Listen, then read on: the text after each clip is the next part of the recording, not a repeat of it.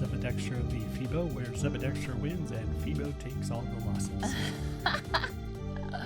On today's exciting episode, we're going to be reviewing a book that Phebo picked out, and I'm going to be conducting and describing all the ways that this book abused me.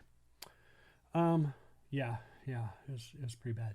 I don't know his thoughts yet, by the way. We keep it to ourselves till we film the podcast. That is entirely true. And in this case, it's a good thing. Okay. So did I mention the book was Book Lovers? Yeah, go ahead and tell us and who wrote it. This book is called Book Lovers by Emily Henry. Mm-hmm. And if I have to sum this book up in one sentence, I would have to say this is the hallmark of Hallmark Christmas movies. Huh.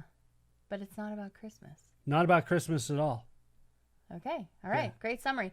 Now, does it go loved it, liked it, meh, which means you don't really care, or hated it? So where would you rank it? I would rank it as liked it. I didn't love it. Okay. I did like it very much, though. Okay, so I will say this book kind of bounced around for me. What did it leave you in the end? In the end, it was like, okay. More than meh, kind of liked it? Yeah, more than meh, kind of liked it. It was like, meh, liked it. Me liked it. Me liked it. Alrighty. So, quick summary. So my job in this episode is to convince you that you actually loved it. Oh, you're going to have your work cut out for you. Okay.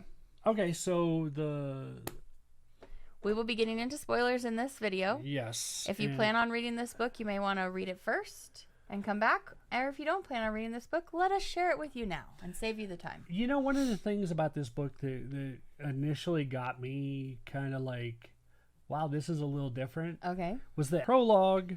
Yeah. Uh-huh. In fact, it got me going, okay, I will read this book. Okay, it got you intrigued. Yeah, it got me a little intrigued. It actually discusses the Hallmark theme and how, like, different books everything's written in that kind of Hallmark theme where, you know, the girl and guy are together in the big city, and the guy has to go to the small town to you know, put the pig farmer out of business. They don't actually say pig farmer. But, you know, put a small town business out of business. And in the end, the guy never comes back to the, you know, cold, uncaring woman in the big city. He ends up with the daughter of the pig farmer. Trying to save the pig farm. Mm-hmm. And you find out in this book, Book Lovers, our main character, whose name is Nora Stevens? Sure. I think it's Stevens. Yeah, because he calls her Stevens. It's Stevens, yeah. So Nora Stevens is the cold, uncaring big town stereotype rather than the small town girl. And in the prologue, she's actually getting dumped because her boyfriend went to a small town, fell in love with a small town girl, and he's not coming back to the big city. This is the third or second time this has already happened to me. Second or third. Yeah. And then she has to go meet an editor. Mm-hmm. And because she's trying to she's a literary agent. She's a literary agent. She's trying to get this editor involved in Dusty Fielding's new book. So she goes to meet this guy, and his name is Charlie Lastra. Uh-huh. And when she walks in, he's like looking at his watch, and he's got a scowl on, and she's late. And that's how she meets him. He makes a lot of negative self-impressions at first with her. So then it skips ahead 2 years. So it's a jump into the future. Yep.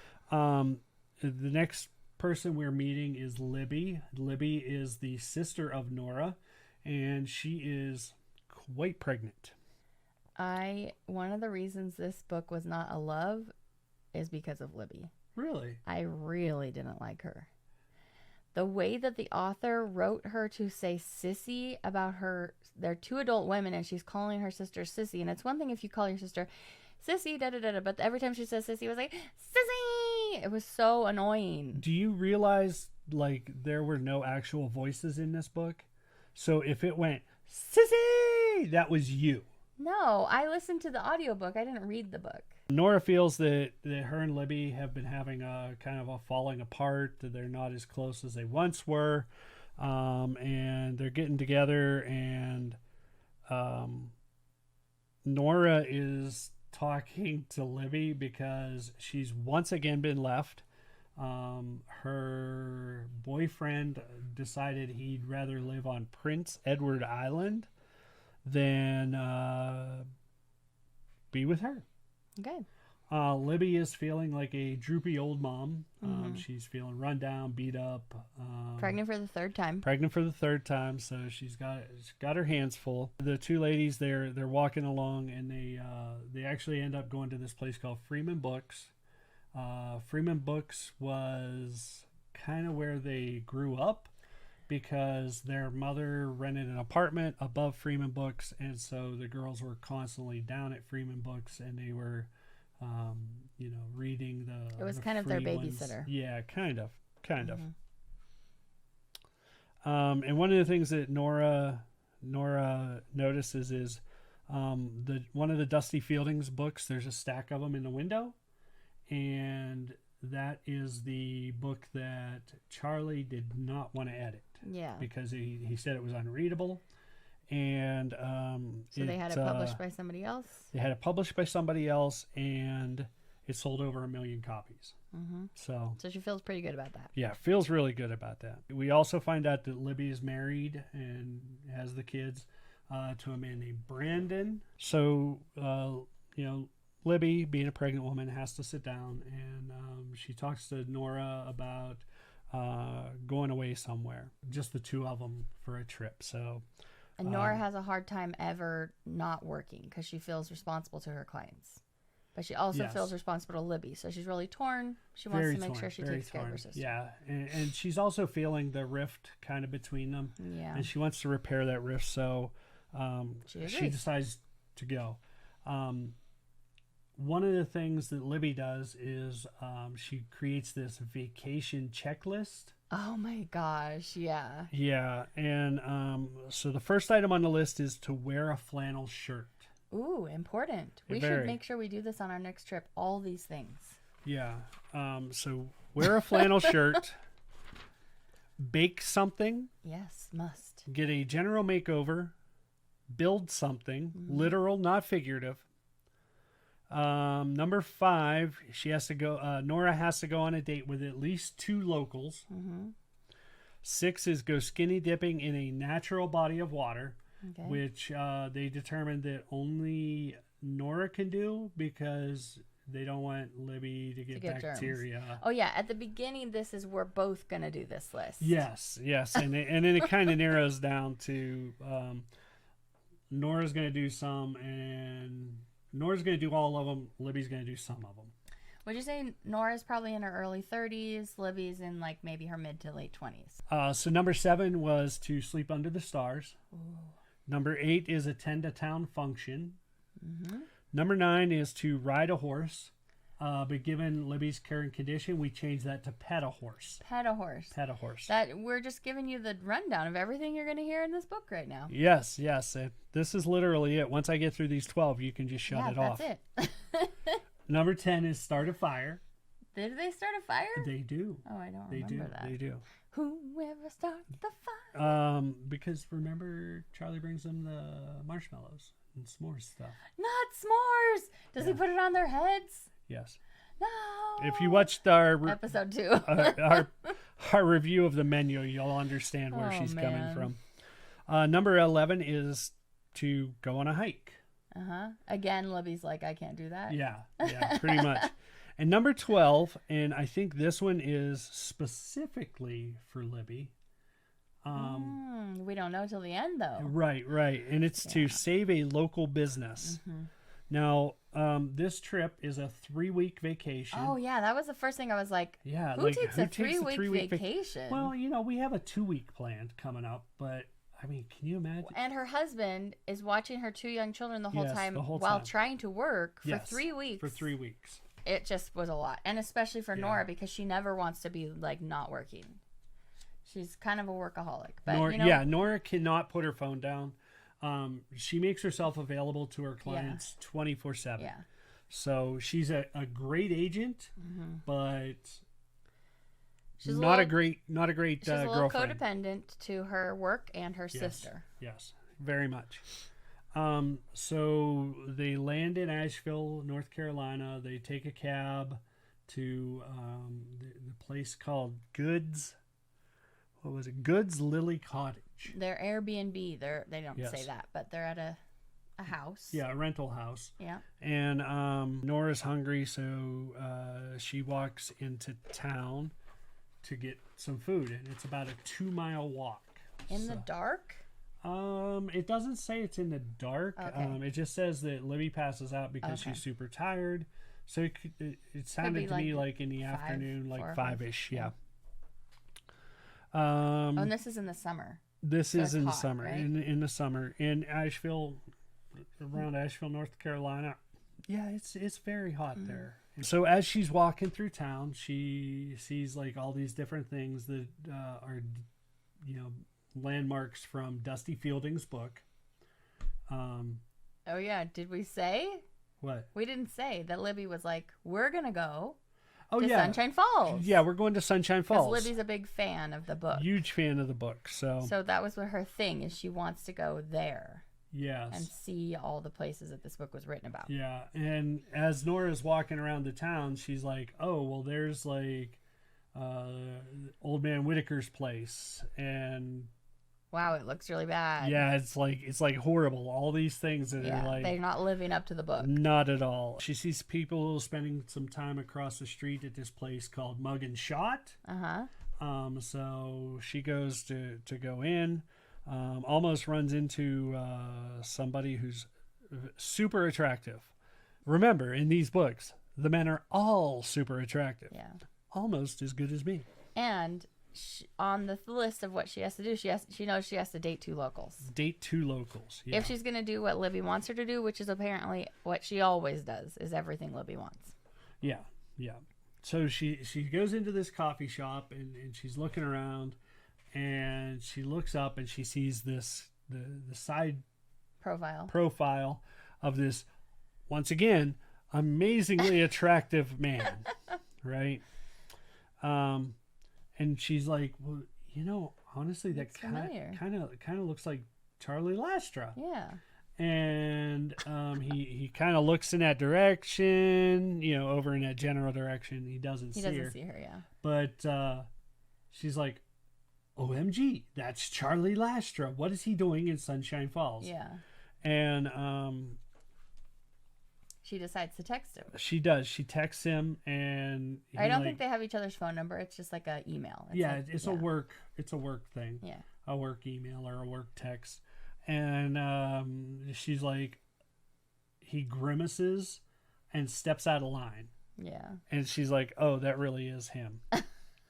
And then she does her best to get back out of there without him seeing her. But in the meantime, she texts him like a bunch of times. Yeah, right? she does text him a few times. They have playful banter.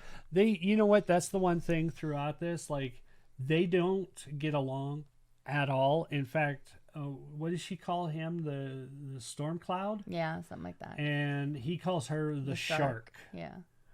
And so, yeah. That's how they're known in their professional fields. Charlie apologizes for being for his first impression. Oh. So he apologizes to her, and then she apologizes for being late. And okay. And he's like, "You were late?"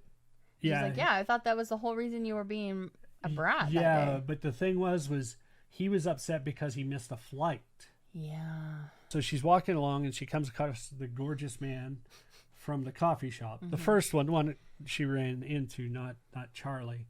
And she slips and falls in poop. She does? Yes. Wow, I forgot about that. Yes. What kind of poop is in the middle of the road? Well, she's like walking through like a field. Oh, she's in a field. She's walking home in a field right now. Yeah. Okay, I was imagining her still in the middle of town. No. She was on her way home, way back to Good's Lily Cottage. Okay. And she trips and falls in. Her hand into her hands in it. Yeah, her hands in the poop. She almost called him for help, but she's like, "That's not how we want to meet." Yeah. Right. So then, in the next. So he doesn't even come to her aid in that moment. No. She's covered in poop. Would you? Oh, I thought that they talked then. I thought somebody helped her out of that scenario. No, it's later. Okay. It's later. Okay. You're talking about Shepard. He comes later. I thought you were talking about Shepard just now. Shepard is the attractive guy she keeps seeing. Is it? Yeah. Because I did not make that connection. Yeah, Shepard's the attractive guy. Okay. So she gets back to the house with food. Yes. Feeds Libby, and they decide to go shopping. Well, I'm not sure. I think it might be the next day. Oh, okay. So they go shopping, and Libby is picking the hair dye for Nora, and Nora is picking the hair dye for Libby. Because this is their makeover, number 3 or whatever. Yes, this is their makeover. And Nora's like, yeah, so... Nora basically doesn't want to do anything, but she just does whatever Libby asks her to do. Yes, exactly. Which is the other reason that I found her very annoying. Nora or Libby? Libby. See, I kind of found Nora annoying. Well, I felt that it was annoying because I thought that Libby was just being really unself-aware about the fact that she just has Nora do whatever she wants. Yeah, I can see where you get that, but... So anyhow, Nora dyes Libby's hair, and Libby dyes Nora's hair, and then Libby cuts Nora's hair. Nora calls Dusty and gives her praise because she wants her to send the initial rough draft to the editor because the editor is going out on maternity leave, and so she wants in a month. And so she wants her to be able to get the editing done before she goes. So the girls decide to go to town square to have dinner. When Libby sees the town, she's really let down because she was hyping it up as like exactly like the book described, and it's not so much. In fact, it's almost like Dusty just looked at Google Maps, and you know what I mean. Yeah. But. So anyhow, they end up at Papa Squat's. Yeah, is this a restaurant? It is a restaurant. Yeah. It is a restaurant. I wrote down it's a dingy dive bar and restaurant. Nice. I believe is exactly how Nora describes it. Yeah. And there is a beautiful bartender. This woman. Yes. Yes. Named Amaya. Mm-hmm. Yes. So it's not only the men that are gorgeous in Hallmark movies. It's everyone. It's everybody. Everybody's gorgeous. I don't get me wrong. I've been to South Carolina, North Carolina, and there are a lot of very gorgeous people that live there. Yeah. So Dusty sends the rough draft while they're in the bar, and it's called Frigid. Oh yeah. So Nora gets it first. Right. Nora gets it first. Yeah. And she starts to read it while Libby's in the bathroom, and it literally is like her biography. It is like her biography. In fact, one of the lines in the first paragraph was, "Some call her the shark." Yeah. And Nora's just like, "Oh, I can't. Yeah. It can't be about me," but it is. And it's not complimentary. So she's reading very uncomplimentary this story about a character that she's like, so everyone's going to realize this is about me, and they're all going to realize that this is not flattering. Like one of the things in the very beginning that they talk about is she's firing her assistant because her assistant's pregnant.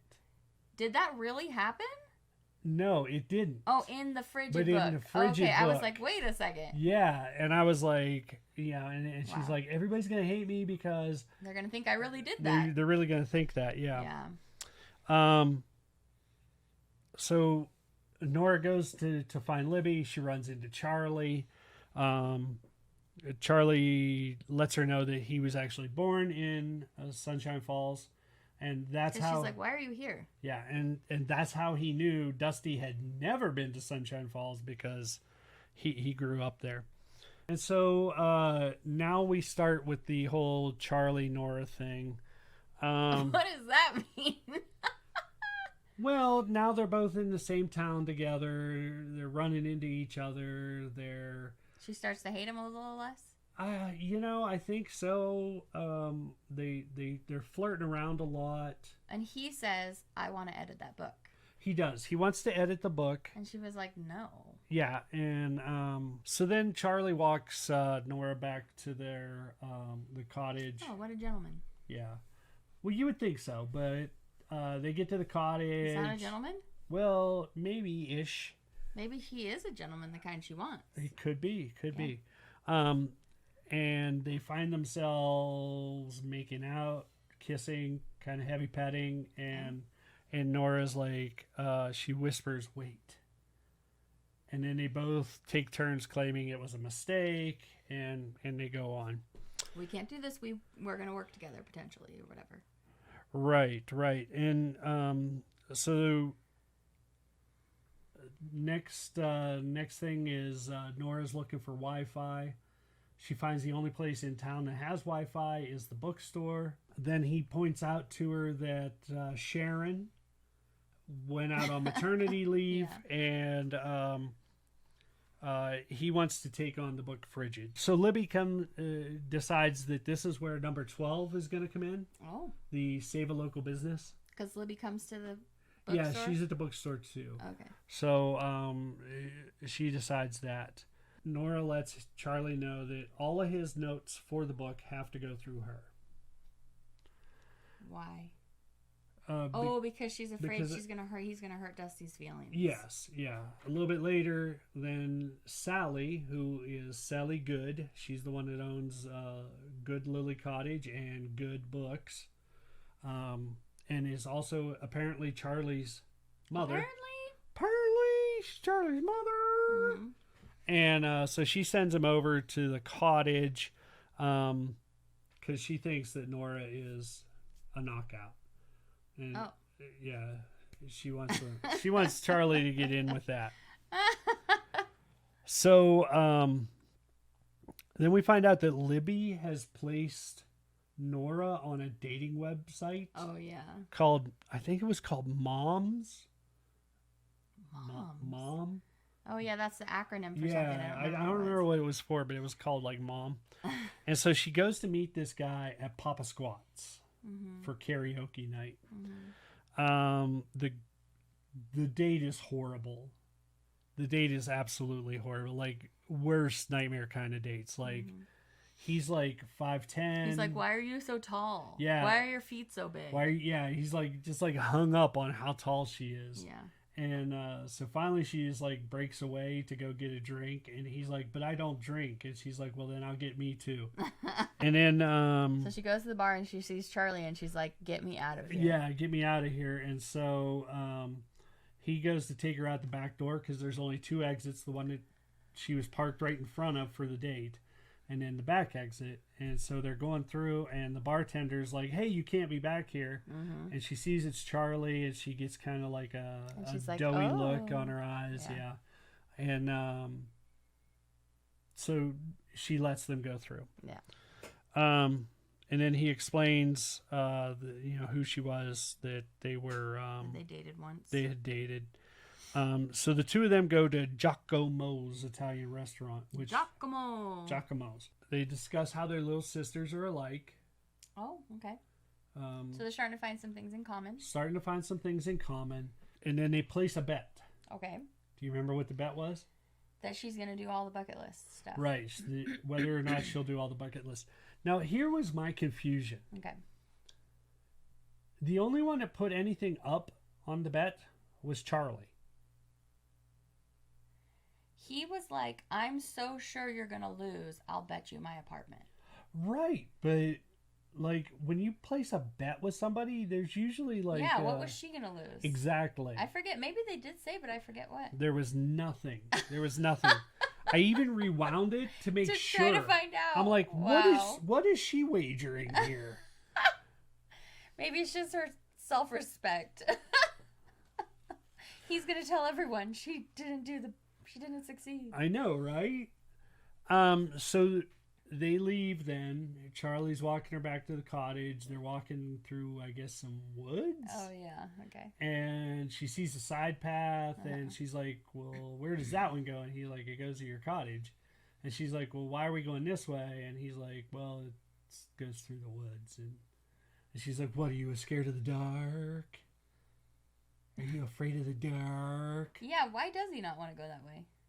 I don't think he likes the dark. That's the real reason? There were no other reasons given.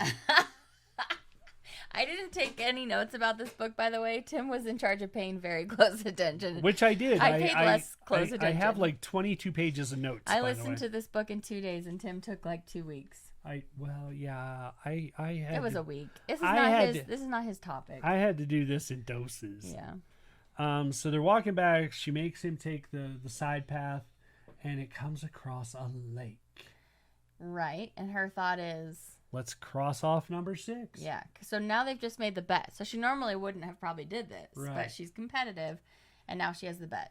And I am gonna say, this does not fulfill number 6. Why? Because it was not skinny dipping. Oh, and you mean because she wasn't completely nude? She takes off all of her clothes, leaves her bra and panties on, and jumps in. Yes, she does. Oh, wait. Okay. So she jumps in, mm-hmm. and Charlie's like, you're not really naked because, that could qualify as a swimsuit. Okay, and so then... So she takes her bra off and throws it on the shore. Uh-huh. She still has panties on. Okay. That is not skinny dipping. Okay. So not in the kind of country I came from. Tim took issue with this. I did. Because this is a competition. It is a competition. And she is not... She is not fulfilling. Fair. She's not fulfilling the rules. Yeah. Okay. Failed to Nora on this one. She doesn't win the bet. She does not. So he does get fully naked, though, and joins her. No, he gets down to his underwear. He wears his underwear, No too? one took off underwear in this scene. Okay. I've only been skinny dipping one time. It was not with members of the opposite sex, but I did get fully naked. Okay, that's called skinny dipping. You're supposed to get fully naked. Fully naked. Fully naked. The only thing you're allowed to have on is the hair you were born with. Perhaps the reason why the author didn't have them get fully naked is because she wasn't intending for them to have sex at this time. Because if you're two adults in your late 30s and you're getting completely naked together and you're kissing and stuff, I don't feel like you wouldn't have sex. So maybe she felt like she had to keep the technicality. I can feel you on that one. Yeah. I can feel you on that one. So then, they're swimming semi-naked. Things are getting hot. Things start getting hot, and then her phone rings. Her phone rings. Right. But Charlie is like the first man that she's been interested in her life that doesn't get mad at her when she feels that she has to take care of her clients. Like when she has to go do her work. True. He's like the first man that's never giving her a hard time. True. That she's very dedicated to her job. Well, I think that's also because Charlie is in the same industry. Mm-hmm. He's, But even people are in the same industry, work ethic and like how you feel about work often doesn't align. True. So that's an important thing to know, I feel like. Dusty sends the second installment of Frigid, and Nora runs until she pukes. And this was important to mention. Yeah. She runs till she pukes, and she's standing there puking, and who should appear? The Adonis. But Shepherd with the beautiful hair. Get it? Who should appear? Beautiful hair. Okay, but also he has beautiful hair? I don't remember that. I don't know. Yeah, she goes on about his everything. Shepherd invites her to show her around. She's not really interested in Shepherd necessarily, but she knows she needs to do these 2 dates. So she's like, okay, well, maybe I can cross off the second date, right? Right. Like she thinks he's attractive, but she's not into him. Right. Exactly. And then Libby tells Nora that she wants to make the bookstore the project. Okay. And she's already talked to Sally, and so Okay. let us go forth. Brendan, Libby's husband. Libby's husband, reaches out to Nora to see how things are going. to see how things are going, and Nora's like, why are you texting me? That's really odd. Why? Yeah. So they go shopping. And Libby and Nora. And then they're gonna go to this community event. Okay. Oh, this is like my favorite part. I don't think it is. Oh, this isn't the play? Libby has an argument on the phone. Mm-hmm. And Nora's like, well, I can't get her to open up. I can't figure out how to get her to open up. She's still trying to figure out why they're distant from each other. Right. She thought that she would have figured it out by now in this vacation. So she's frustrated. Right. Then Nora and Charlie are sharing a moment. And who should appear? Shepherd. But Shepherd with the hair. Shepherd with the hair. And so he's like, here, let me take you and I'll show you around. And so they get in his truck and he takes her out to this really beautiful spot. His house, and the sun is setting in this beautiful house that he's been working on. And it's his house. Yeah, she's like, is this your house? And it's like got like all these glass, like the whole glass back so that he'll be able to see I forgot about that. Wow. And so they're sitting there and they're having a beer, and so she starts dancing with he Shepherd. goes, want to dance with me? And she's like, okay. Yeah, well, I guess. Is that what gorgeous hunks do in North Carolina? Has she worn flannel yet, by the way? Has she done number one even? No, she has not. And that's a hard one to accomplish. I know, she better get on that. It's very difficult. Yeah. Don't they do that when they go to the play? I don't know. Okay. I'm sure you'll get there. All right. So they're dancing. They're dancing, and what should happen? He tries to kiss her? Nope. No. She falls in the poo. No, the phone interrupts her. He doesn't try to kiss her? No. Oh. No. Okay. No. So then he takes her back to town. And I think it might be the next day. Nora overhears Amaya, the bartender, talking to Charlie and seeing if they're still on for Friday. Oh no, and she's like, second love interest. Oh. But she's already told Charlie they're not going to do anything. So this is kind of like, well, if you don't want him, let him be with this lady, you know? Right. So then Libby takes Nora, my favorite part, to go see a play of Dusty Fielding's Once in a Lifetime.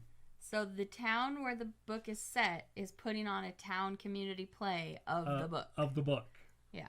So, Old Man Whitaker, who was apparently an important character in the book. We don't really know the book. Yeah, don't know what the book's really about, other than it's Sunshine Falls and it has Old Man Whitaker in it, and he's a cranky old soul. And there's like an animal. Was there? That's important. Yeah. Oh. Anyway. Anyhow, so this old man is played by a 10-year-old, and Nora and Libby are loving it. They're just laughing so hard and like. And they're trying to not laugh and be rude. Yeah, because like people all around them are like shh, giving them dirty looks, and they're like laughing so hard they're gonna pee their pants. Yes. Because you know how when you're with somebody you're really close to and you make like jokes to each other and it just hits you just right. Yeah.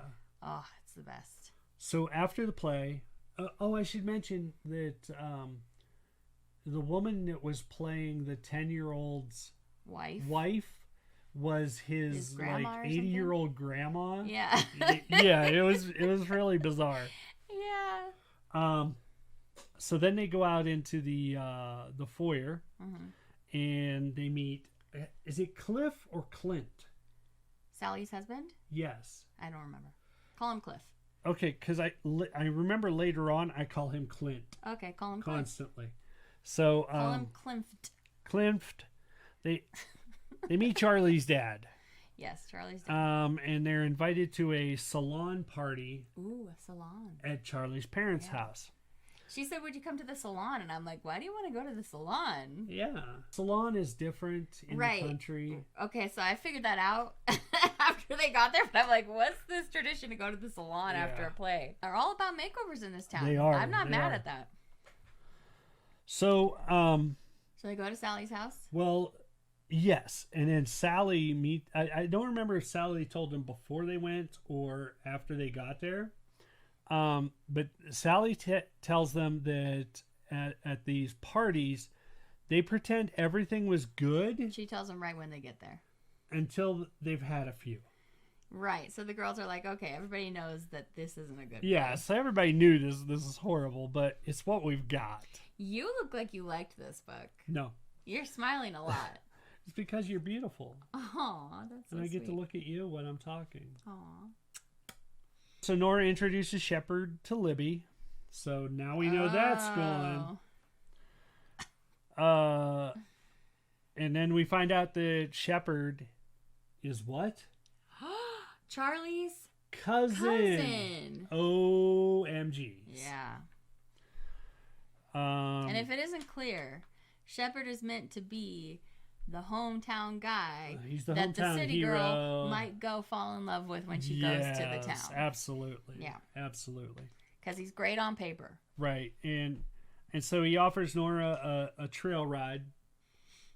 At this time of night, he says, let's go ride Well, on no, the trail. no. He's like, hey, if you want to knock that one off your list. How does he know about Or this? I guess he doesn't know about the list, but he's like, hey, if you ever want to just go ride a horse. Yeah. He's just straight up like, hey, if you ever want to go ride a horse, Ride I'm a your cowboy guy. instead, right? Yeah.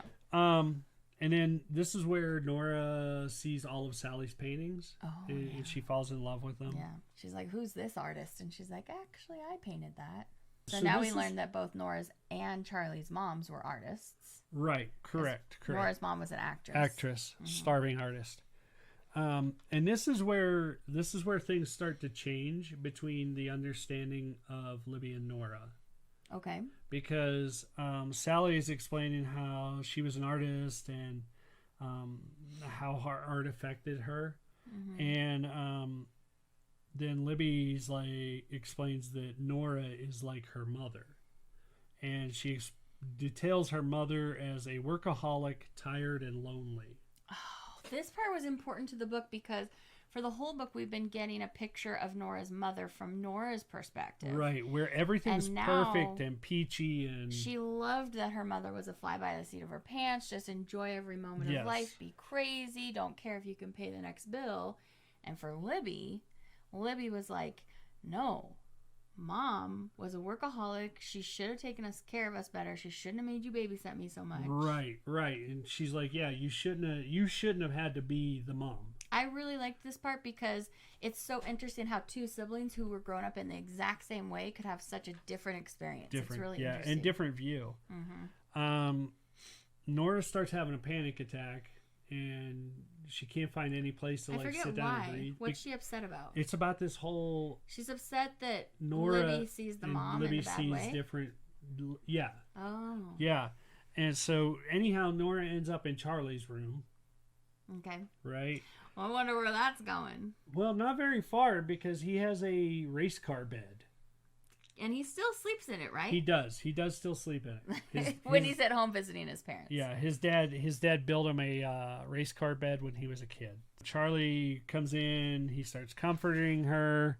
Oh, because she's still having a panic attack, right? Yeah. He admits that she's always in his thoughts. Oh. Yeah, and then he also mentions that Clint or Cliff isn't his real dad. Oh, yeah, that's right. Right. That he raised him. Right. And Nora wants to pull him into her, but what happens? Her phone rings. Phone rings again. Oh, yeah. Is it Dusty? It doesn't really say. Or if it did, I didn't write it down because it was not important. The reason it's important is because as you're reading this book, if you're anything like Nora, you're like, oh, wow, this guy really understands that she just has to take this phone call. Yeah. They, Charlie, and by they, I mean Charlie and Nora, meet at the library. She gets a text from Brendan to see if everything's still good. Still sending red flags up Nora's flagpole. And then Charlie and Nora, they're editing Frigid. So Nora mentions that she met his cousin last night. Bum, bum, bum. And she also brings up asking Charlie how his meeting with Amaya went. He's like, that's complicated. Yeah. And they end up kissing with desire, and they start making out in the bookstore, in the library. Oh, in the library. Remember? Right. Yep. Like literally in the library. I'm like, no, somebody's got to be like a separate study room. That's what it seemed like to me. Yeah, but still, like, I mean, that library must be dead. Some people's kinks are public places, babe. You know, I guess. But as they're making out, and I mean, this one is a hot and heavy makeout. Yeah, this one you think it's about to happen. Charlie backs out. He's like, no, we're gonna do this right when we do this. And I do have to say one thing about this book. I haven't read a ton of romance novels, but this one didn't get very explicit. No, not. I appreciate really. it. People can use their own imagination. You don't have to detail every little millimeter of somebody's anatomy. Yeah, Nora decides she's going to call Shepard. Really? Yeah, and let him know that she's not interested. Oh, that she's not interested, right. She appreciates, but is not interested. She accidentally calls a phone number that Sally gave her to give to Libby. At the salon. Yes, and she's like, here's this number your sister wanted me to get. And she misses the papers. Instead of grabbing the one, she grabs the other and calls it. And she calls it, and it's a divorce attorney's office. So now Libby's like, OMG. Nora is thinking. Sorry, what did I Libby. say? Nora's thinking, oh my goodness. Libby's wanting to get a divorce. Yeah. And so she's like, why wouldn't my sister tell me this? So now she's really upset because she's like, she's not even talking to me about these really important things. Yeah, exactly. Libby decides they're going to hold a fundraiser. Yeah. I think she called it the Blue Moon Ball. Yeah. and Nora's like, is it a blue moon though? And she's like, no, that doesn't matter. This is the fundraiser. And so they're going to ask Dusty Fieldings to do a virtual Q&A with them. Dusty agrees. And then Nora asks her here why Sunshine Falls. What made you pick this place? And Dusty said she was driving through it once, and it felt like a place that might hold more than was apparent. Ooh. Obviously, what it holds is reasonably attractive people. That part was pretty silly to me. Nora and Charlie are sneaking around the bookstore, just kind of touching, stealing touches. They're together, yeah. Then Nora wants to get away with him for a little bit, so they slip off to do a Target run for stuff that the sister's going to need. Because they got to sleep out under the stars. That part crept on me real fast. I'm like, I don't remember you guys deciding you were going camping tonight, but they're going camping. They're sleeping out under the stars. So they do their Target run, then they slip off to the cottage, and Charlie sets up a tent. Okay. Then there's a big discussion about Charlie's relationship with Clint. Growing up, and how Clint was like always wanting to do things with him and always wanting to involve himself in Charlie's life, and how even when he went away to college, like he still would like get lists of books that Charlie was reading, and he would try and read them as well. Yeah, I forgot about that part. Yeah. Then they discuss Charlie and Amaya's relationship. And we find out that they were almost married. They were engaged. They were engaged to get married, and it didn't happen. Kind of glazed over there at that point. Did you? I did a little bit. It was important for Nora to know if he was ever going to go back to her. I remember what. So the thing with him and Amaya was, I think it was while he was away at college, she dated Shepard. Oh yeah. And he was like, no. And so Nora's like, I would never have dated him if I knew he was your cousin. Yeah. And Nora's telling Charlie about Libby's possible divorce at this point. Yeah.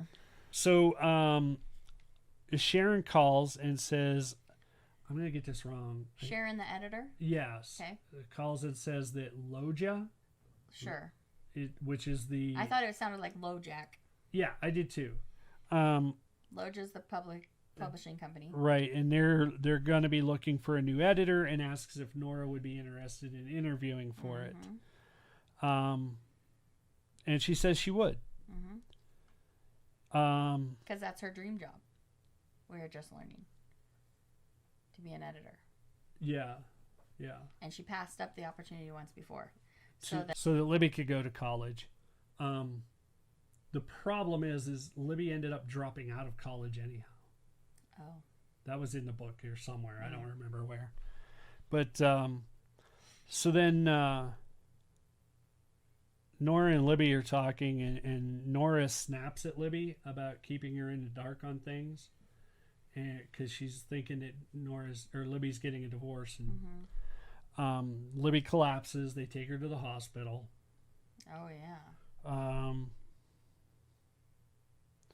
Then Nora and Charlie scene where Charlie's explaining how his dad was in the hospital for the 2 strokes, and he just had a stroke right when they'd had that first meeting. Right, and that's why he was upset, because he missed a flight to go home and see his dad. You find out that Libby's anemic and that it's happened before in the previous pregnancies. So that it wasn't actually that shocking that she fainted and everything. Right. And Nora's like, well, she never told me about this. Yeah, so now Nora's mad again. And this is the next part is Nora and Libby are having a discussion and about how Nora has to come first. Okay. So this is right. Yeah. Libby's like, stop putting everybody before yourself. Yeah, stop putting me before you. Stop putting your work before you. Exactly. And then Libby claims that their mother leaned too much on Nora, and that she wanted her to be her sister and not a parent figure. Right. And which is where my frustration at Libby was really cemented, because I was like, if you really feel that way, then stop treating your sister like your mommy. It was annoying to me. Yeah, I can see that. And up until this point, we've determined that they are vegans. She said that in high school or something, Libby decided she was a vegan, so Nora converted all of their eating behaviors the way Libby wanted them to. Right. At this point in time, you find out Libby has been eating meat. Because she loves it. Because she was anemic with a previous pregnancy. Right. And so, like, her big thing now is Whoppers. Yeah, I forgot about that. So she's like, the reason I just passed out is because I have been eating lots of meat. Yes. But I didn't on this trip because I didn't tell you. Yeah, and she hadn't boosted the vitamins to compensate. Yeah.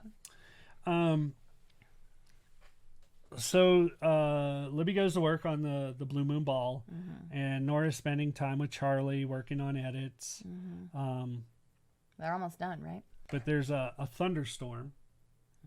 Dun, dun, dun. Dun, dun, dun. It causes a power outage.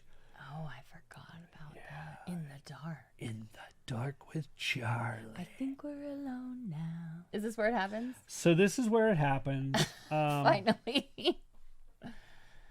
They have a wonderful time together. They do. She finds out he's very intentional and has clearly studied everything there is to know on the subject of pleasing a woman, and she's very admiring that fact that that's his personality. But yet they also establish that this is like a one-off. Yeah. They're going to just enjoy the rest of the time on the vacation, but then they know that that's it because he must have told her he's not going back, right? I think so. They must have, because they established, they're like, well, this will just be nice. No, they haven't. Oh, they haven't.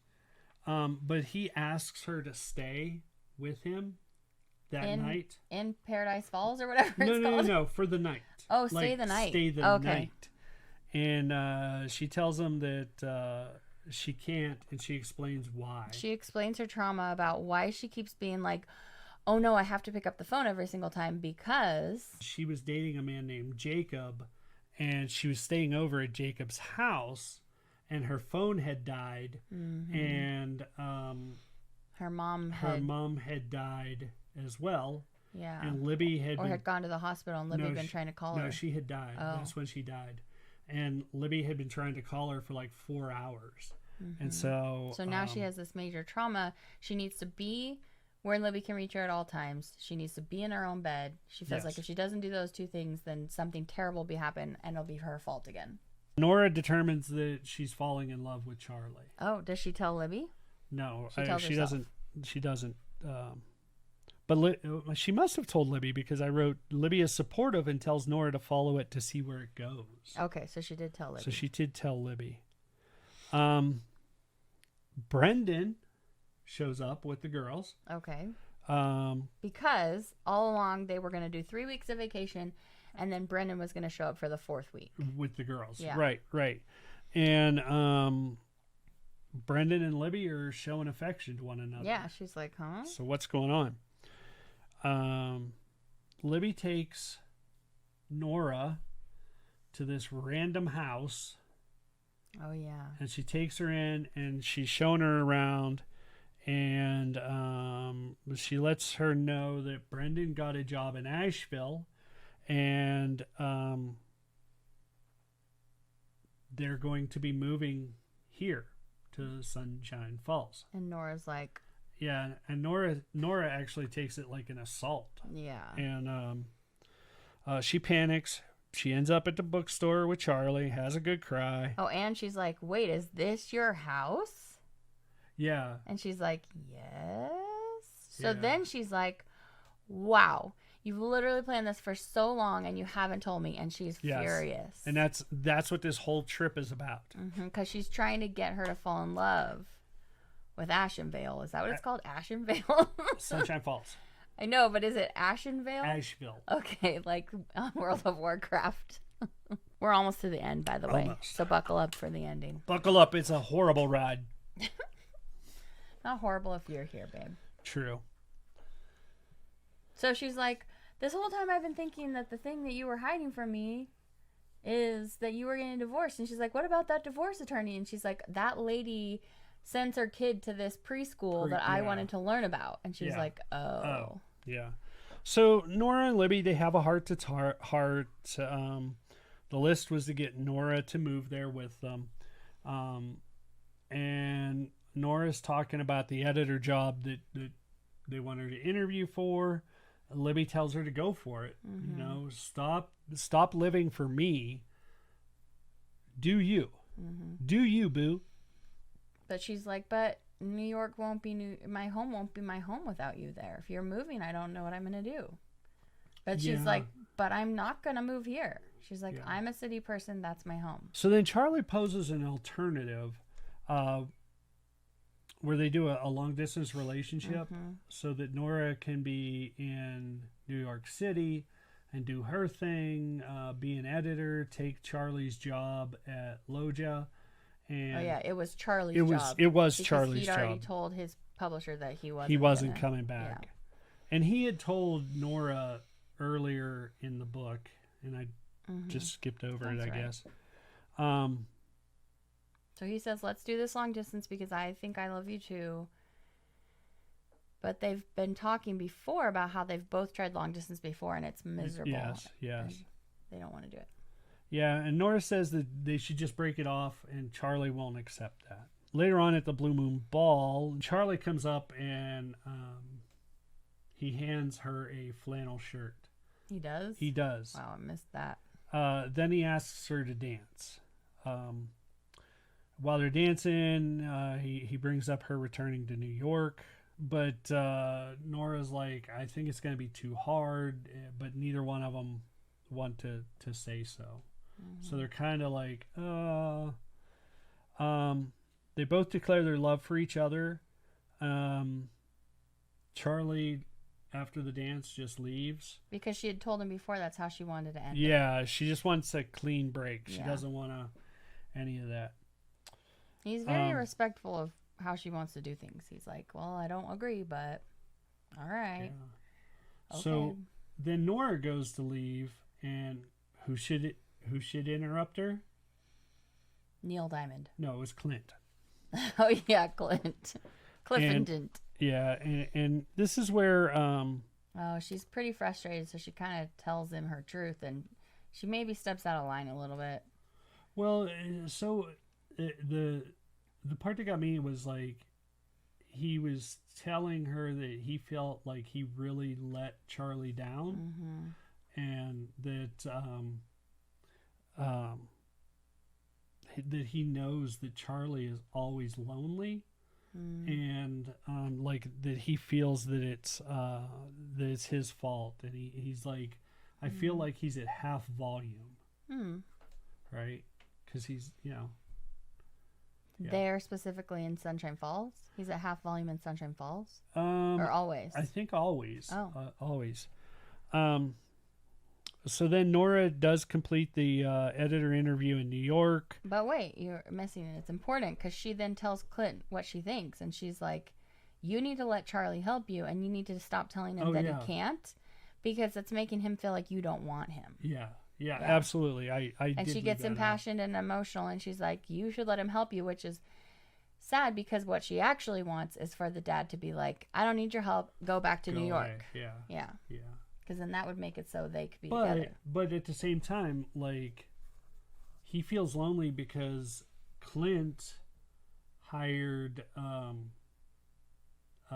Shepard, and so Charlie has felt like Shepard is the son that Clint wanted, because they look similar, and they get along so well, and he does the job that he thinks Clint wanted him to do with him, work in construction, and So she goes back to New York. They start packing up Libby's house. And they do some touristy things before Libby leaves.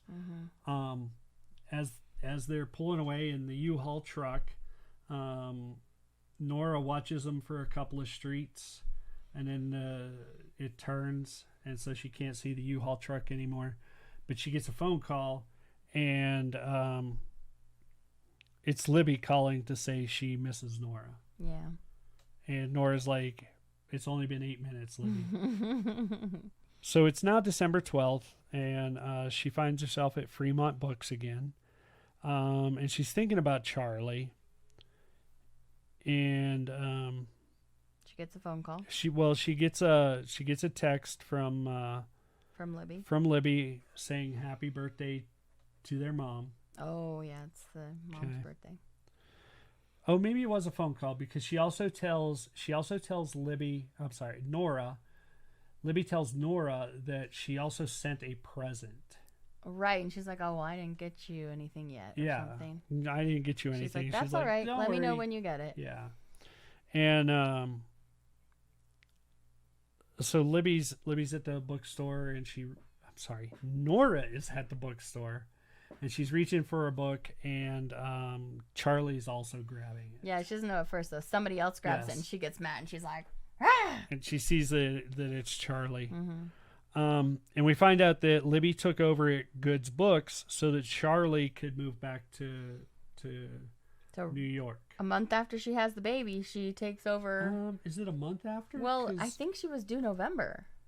Oh, I don't know. So this is like a month later. I don't know. Charlie lets her know that he wants to love her, and they kiss, and he says, "Be mine, Stevens."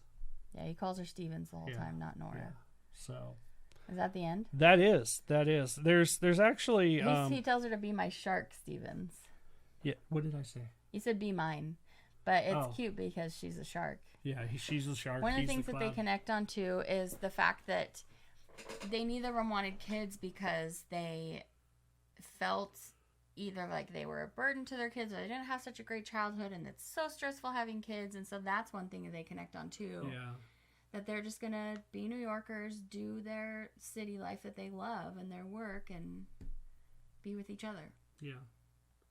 And by not having kids, they save a ton of money. And they have nieces and nephew that they can dote on. So Thank you for that summary. You're welcome. Sorry it was so long-winded. Okay, so here are your questions real quick before we wrap it up. We'll keep it short and sweet. We're going to not do which scene stuck with you the most since Tim didn't, I don't think you really care for this book. Would you read anything else by this author? Would you ever read a romance book again if I don't ask you to? Probably not. So I have read People We Meet on Vacation, which is also by this author. If you read that and you didn't really like it that much, this one has better chemistry. I liked it a lot better than that book, just so you guys know. Did anything surprise you about this book? No. Nothing surprising? Not really. It was a romance book. I got everything I expected out of it. How did your opinion change as you watched it, or did it not change? For example, did you think you were going to hate this, but you didn't hate it? Because, like, you were between meh and liked it. Well, I thought it was going to be meh, and I got to liked. Did you like the banter? Did you like their cute flirting and stuff? Some of it I did. There were lots of parts where I chuckled in it. Would I read it again? Yeah. No. You're never going to forget it, or you're happy to forget it? I wish I could, I think. No, it wasn't that bad. It was just, I don't know. It was really outside of my genre. Yeah. And if we could never do that again, that would be awesome. That is not the premise of this podcast, I'm sorry to say, sir. You know, and that's fine. That's fine. We're going to be doing some bloody, gory military fictions coming up too. So. This episode and last episode both dealt with grief. Yes. And trying to process that. And, you know, it's something that we all can relate to. Our next episode is going to be back to some literature, which I will be reviewing. And what is the name of our book that we're going to do, Tim? The name? I can tell you. It's The Boys of Biloxi, because I already started reading it. Biloxi.